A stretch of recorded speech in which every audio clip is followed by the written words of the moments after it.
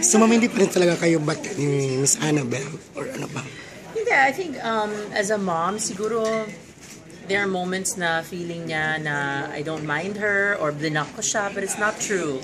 And I think that's just her being the way she is as a mom. And I just want my mom to know that I love her. And I'm thankful na hindi niya ako inaaway. Ganun pala, hindi ko nakukuha yung mga messages niya or so she thinks.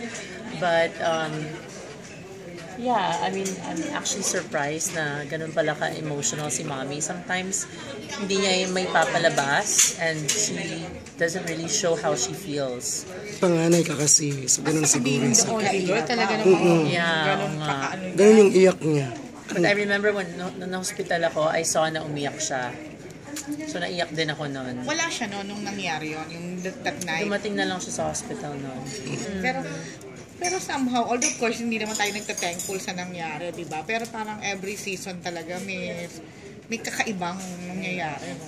Well, this season is actually very different kasi actually, ang totoo niyan, everybody had a different perception of doing season 4. Hindi lahat sang-ayon. Alam mo yung gano'n? Yung iba parang ayaw na kasi yung privacy namin.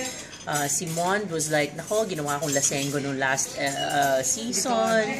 Ayoko nang gawin yan. And then so, we weren't meeting eye to eye, the whole family. Ganun pala, no? If you're working together with the family, it's more difficult. I actually enjoy working more with my co-workers than working with my family kasi it's so difficult na personal, mimix mo sa trabaho.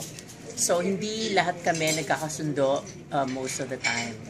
And nanalo ang E because the viewers really wanted to watch our show. So, we hope that we're able to give them a good show without really sacrificing our private lives. Pero sa inyong lahat, sino yung go pa na mag-participate? Of course, Annabelle, I'm sure. Oh, si Mommy tsaka si Daddy. Oo.